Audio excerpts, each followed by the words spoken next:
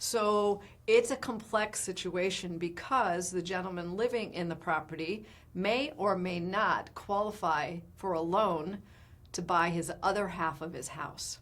So what does that look like? How it goes through the public administrator's office, how we have to fight to get our client qualified.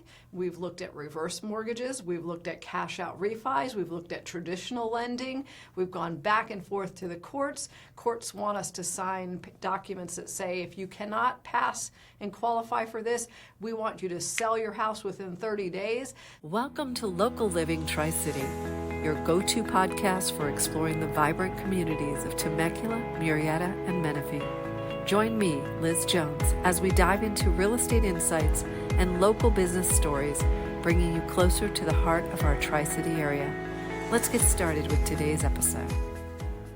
Hey everyone, welcome back to this episode of Local Living. Today I have my colleague, this is Brendan Lewis, and Brendan and I have worked together, 3 years? 3 years. 3 years. And Brendan came in the capacity of more of an admin role and then elected to get his license. And he's been licensed for a couple of years now. Yep, 2 years. And he's my partner in crime. So we're here to explain a little bit about what it's like to be a real estate agent. For those of you who have big dreams, it is not as glorious. It may pay well, it does, but there's a lot of fallout, right? Yes. So I think statistics show 75% of right. all real estate agents fade out. Yeah. And then keep their license over time. And in doing so, that's where you have your cousin has a license, right? Right. And what we learn every single day, and still learning, 13 years into it, is that you don't know what you don't know until you need it. So I'm just going to give you some complexities that happen in everyday real estate. Yes, there's the simple transaction like I found a home, it looks great, let's go see it, let's write an offer, and let's close it, right? That does happen. But that's one, in our organization, that's 1 out of 25. Right. And they get very complex from there. Yes, they do. So I'm going to tell a war story, and maybe if you could be thinking about one that we have. I have a client right now with a complex situation. So they were referred to us. In his case, he and his brother bought a house together. His brother and they all lived in the same house. Brother passed away, and his half ownership moved into probate. And while it moved into probate, the current owner and his wife are living there and only own half the house. Now, the heirs of the estate of the man who passed away, they want their money. So it's a complex situation because the gentleman living in the property may or may not qualify for a loan to buy his other half of his house. So what does that look like? How it goes through the public administrator's office, how we have to fight to get our client qualified. We've looked at reverse mortgages, we've looked at cash out refis, we've looked at traditional lending, we've gone back and forth to the courts. Courts want us to sign documents that say if you cannot pass and qualify for this, we want you to sell your house within 30 days. So we have so much complexity in just one little situation. And at the end of the day, our goals are to help our client achieve their goals. And it's not always that easy. No, it's not. Does a funny story come to mind? Yes. Okay, good. We had one, it was some time back now, and on this property, the location was beautiful, but it was in a situation where it's a longer parcel, we had multiple homes on it, and yes. And when it came time for us to market it, we had some challenges. You have those initial challenges. There was a lot of personal property. I'm talking cars that don't work. I'm talking boats that don't work. I'm talking all sorts of things. Storage containers. Just entire Connex boxes. It was messy. And so in listing and in marketing, that can be tough. And that's just our upfront. It's a whole new ballgame. Once you go into escrow, suddenly we have to find people to move these giant containers. The lot's in a tricky spot. You've got cars and boats that are in tricky places to pick up. So We're looking for cash buyers. Exactly. Finance buyers. It's not always as simple as finding someone a house and then they just buy it with everything attached. You solve a lot of problems. So the front house was historic, Yes. which means it can't be touched a Yes. certain way, and it's on septic. The back house is on city water, and it is a manufactured home earlier than 1976, which breaks into a whole nother set of rules. And so there is the complexity, and our clients were 80 plus years old. Yes. So moving them was difficult. It's not quick. Yeah, and so, that's kind of a day in life, and it's not all glamorous. No, No. not always. No, I want to take a second to run through, if we're coming from a listing standpoint, which is what we predominantly do, Right. what kind of involvement my team members have in this. So I go to a listing appointment, you like us, and you say, let's go ahead and do business together. We sign an agreement, I come back to the office and I hand it off to my team. What kind of things happen after that moment? So the first thing from that point is I really try to understand from the seller's perspective what they're going to be able to work with, right? So we have a lot of scheduling that needs to happen. We need to get the photography scheduled. And when we do that, we need to figure out what the seller's schedule is. So are they available weekdays, weekends, anything like that? We figure out the photography schedule. We need to get a sign put up. Are they comfortable with the sign? We need to get keys set up. Do they have spare keys? So there's a lot of questions that come from just that preliminary call that gets us on just that very first baby step for setting it up. And then once we do that, once we have the photographer out, we got to figure out, is there an HOA? If there's an HOA, do we have amenities that they need to take pictures of? Pool, clubhouse, sports courts, things like that. We have to get all of those set up. And once we have all of that back, then we really start the first part of marketing, which is getting photos set up. Right. And Well, so I'm going to back up a little bit because he makes it sound simple. The moment that you leave the property, you have a sense of what needs to be done in that Right. house, right? So that might mean I need to introduce you to a stager. That might mean I need to introduce you to a junk man, Right. or a lawn care man, or we have a painter that we could introduce you. So there's so much prep to make sure that you're getting the highest value for your house. That's right. You could just sell it the way it is, but you're not going to get the highest value. So there are things that we can tell you that you can do Right. in order to do that. At occasion, there's opportunity for money to put improvements in your house and get, basically it's almost like a debit card that you pay back at close of escrow. That is opportunity that is out there too. That's a lot of inertia. We've Yes. got to start back here to set up all of that work to prep you to get to photography, which is this first stage, right? And if we then do the photos, there is a science to positioning the correct photos in the right place, the right time to get your attention, because just like everyone, there's about 2.5 seconds of attention. So That's if right. we show a part of the house that's not attractive to you or not desirable, if it's got a crummy kitchen, why show it, Skip right past it. Yeah, absolutely. We're not going to show the inside of the garage. It's not attractive. So Right. we then push all of the best features forward, and our photographer is really gifted, and we believe he shows the best highlight. What happens when we got cars in the driveway and stuff? What happens there? He does his magic. So what we do is we actually send these photos out to China, our photographer does. And because of the time zones, at night, he does all of his photo shoots, he sends it over. When he wakes up in the morning, car in the driveway, gone, right? If it's vacant and there's no furniture in there and it's hard for people to figure out where they want to put their stuff, suddenly there's furniture in there through virtual staging. It's incredible. It Yeah. looks incredibly realistic. Yeah, I mean, everything from fires in the fireplace to Exactly. stuff on the TVs.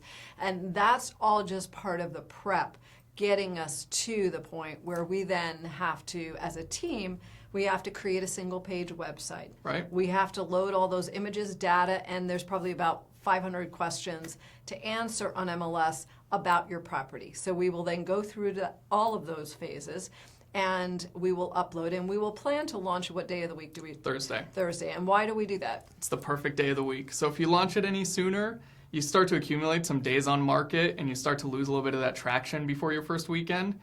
And that's really the key. That first weekend is your biggest explosive launch. So by doing it Thursday, we give agents time to plan with their buyers to still see the property on the weekend.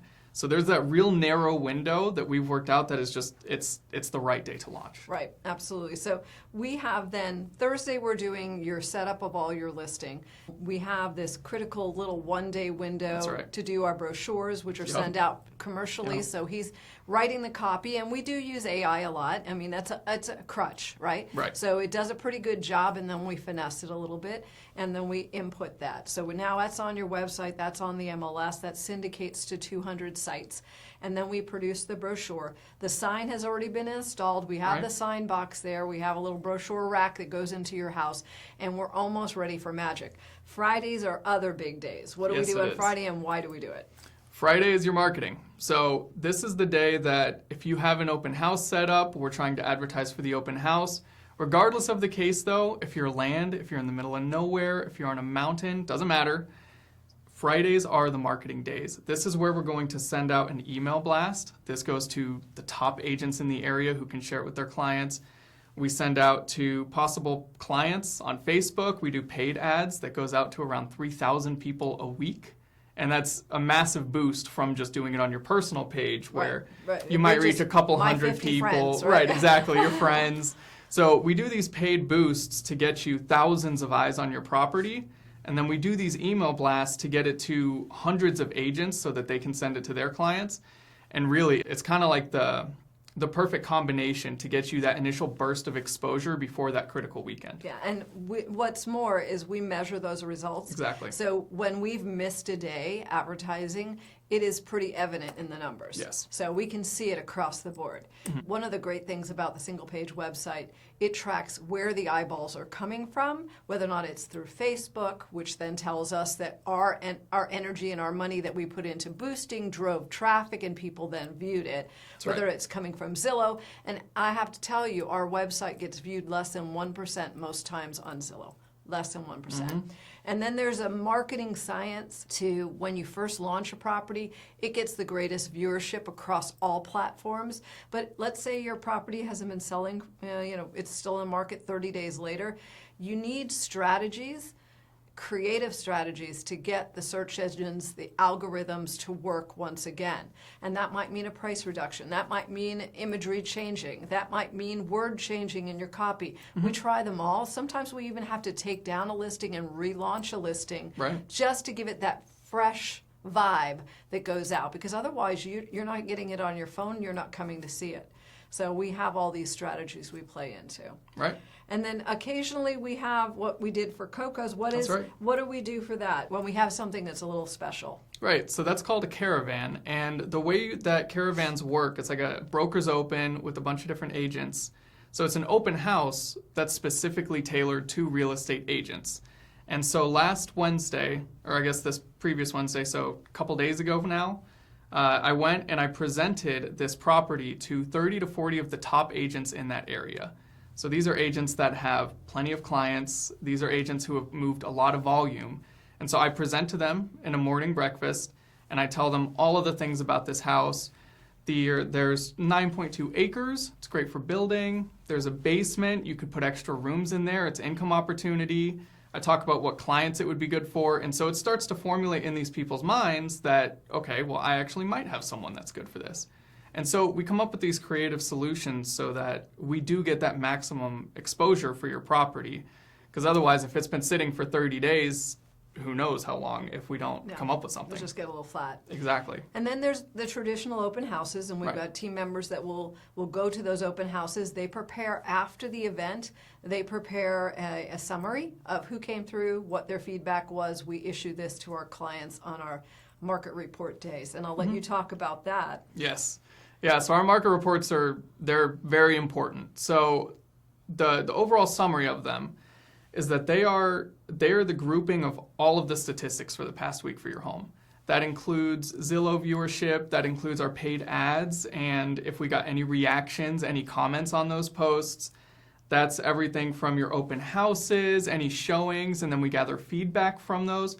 So it's everything, right? Any viewership that your home got online or in person, all of that gets put into one slideshow, and then it's just there easily digestible for our sellers every single Monday until your home is sold. Yeah, And that's really important. So you're always questioning, how did things go? Right. And so we want to make sure that we provide stability and consistency each and every week to our clients, and they can count on our Monday market reports.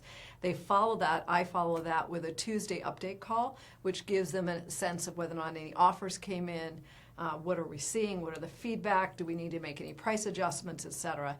And this will go on through the process until we get into escrow. Now, for those of you who want to be a real estate agent, this is all upfront. You're not seeing any payment for this, right? This is work that you do that could take 1 to 6 months, depending on the property and the condition of the property. And then you finally get an offer. You negotiate with buyer and seller.